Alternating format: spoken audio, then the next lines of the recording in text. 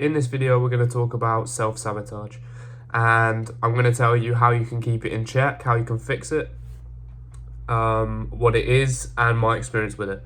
So let's do it. So self-sabotage, for me, in my experience, self-sabotage is when you're kind of on it, when you're keeping your good habits, when you're getting shit done, you're staying away from your vices, in general, your life is going well, then you fucking sabotage it yourself. You do something that fucks it all up and ruins the momentum. So you go back on your healthy eating streak, or you break your no-fap streak, you watch porn, whatever your vices are that you're trying to stay away from, you fuck it up.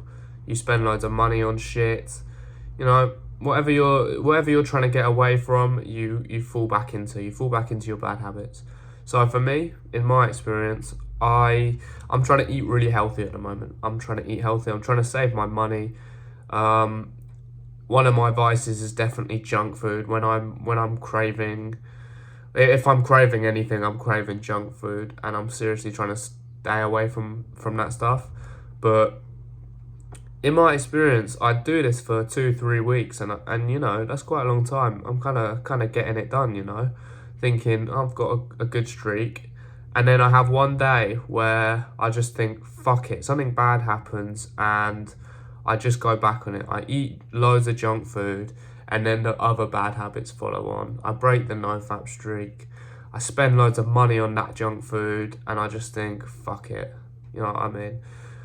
And this is kind of a cycle. So for me and for most people, your trajectory goes up. You're keeping all your habits well, and then it goes down. You sabotage yourself, and you sabotage yourself below even. So say you're even here, you're going up, up, up, up, up, sabotage below even, and then up, up, up, up, up, above even, down. So when you sabotage yourself, you're undoing all of that good progress, and you end up just even. All of the good progress is overwritten by your sabotaging. You're sabotaging yourself. And I looked into this. I did a bit of research, and I think there's two main reasons that this happens. Two main causes of this. Number one is your vibrational state. Now, this is kind of like the energy you're operating at. So there's a good little picture on Google, and it's basically just like a leaderboard of the highest vibrational states and the lowest states. So number one would be like the highest vibrational state would be like enlightenment, which most people can never achieve. And then at the bottom is desire, jealousy, boredom, shit like that. Low vibrational states. And when you're in a low vibrational state, that is when you're going to resort to your vices. So when you've had a shit day at work, you come home and you're bored. Boredom is one of the lowest vibrational states you can get. You can operate at. And when you're in these low vibrational states, you're going to turn to your vices. So and that resonates with me really well. I come home. Sometimes I'm just sitting about. I'm bored. My mind wanders. I want dopamine. I want to feel good, so I resort to junk food. And this creates with most of these vices, they create a bad positive reinforcement thing in your brain, a bad cycle, a positive reinforcement cycle, which is bad because you feel like shit, you eat your food, you feel good, you eat your junk food, you feel good, but then a little while afterwards you start feeling shit because you ate loads of junk food. So you eat more junk food and you feel a bit better about yourself, and then you feel even worse. And it's your brain telling you this food is going to make you happy, but then it stops making you happy. And it's the same theory behind how people become alcoholics, You drink loads, you're hungover. How do you get rid of the hangover? You can drink more. Wow. If only it was that simple, So it creates bad positive cycles in your brain. So to get around this, you want to be operating at a high vibrational state at all times, if possible. Obviously, it's not really possible for most people, but you can try your best to be at a high vibrational state at all times. So you come home from work, you have a shit day, it's inevitable. you come home and you work on your business. You smash out the gym so you're not bored. You're on your purpose. That's what you want to be. When you're on your purpose, you're not going to be bored. So you come home and you work on your business. You feel good about yourself, you know. You smash out your gym. You go for a run, you know. All of these positive dopamine sources of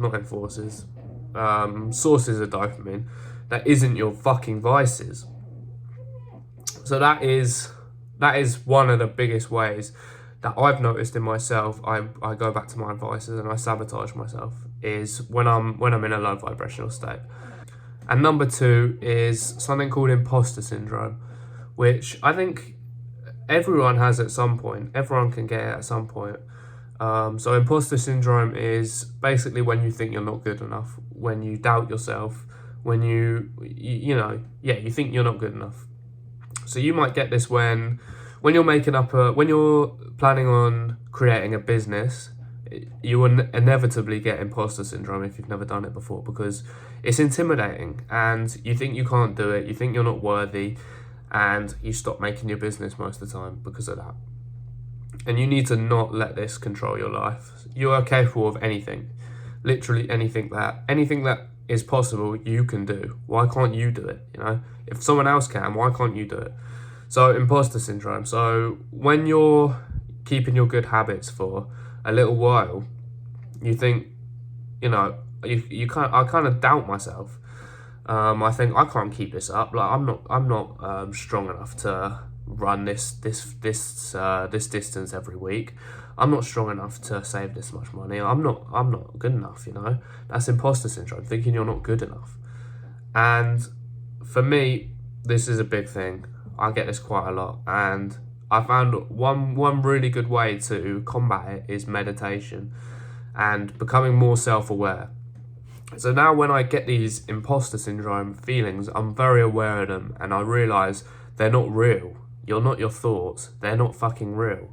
So through meditation, you can become more self-aware of your feelings, and you'll realise that your thoughts and your feelings aren't you. Then they don't define you. And there's a book called The Power of Now. If you haven't read it, read it. It's a really good book, and it kind of opened my eyes to a lot of things. So yeah, become more self-aware, and you'll realise when these imposter syndrome thoughts are coming in. You'll realise that it's happening again, and then educate yourself a little bit, and you'll realise that your thoughts aren't you. Your brain doesn't want the best for you, and these bad thoughts don't define you. And combining these two things, operating at a high vibrational state and being aware of my own emotions, aware of what my brain is doing, and not linking them to me personally, not linking my thoughts and things to me. These two things really help me stop self-sabotaging. And if you can do this, you will excel eventually. But most people don't get to that point where they consistently keep their good habits for a long time without self-sabotaging. That's why so many people fail. That's why I've experienced it. I know a lot of people have experienced it. So if you can figure this out and stop sabotaging yourself, you can achieve absolutely anything you want. So yeah, that's me. That's self-sabotage in a bit.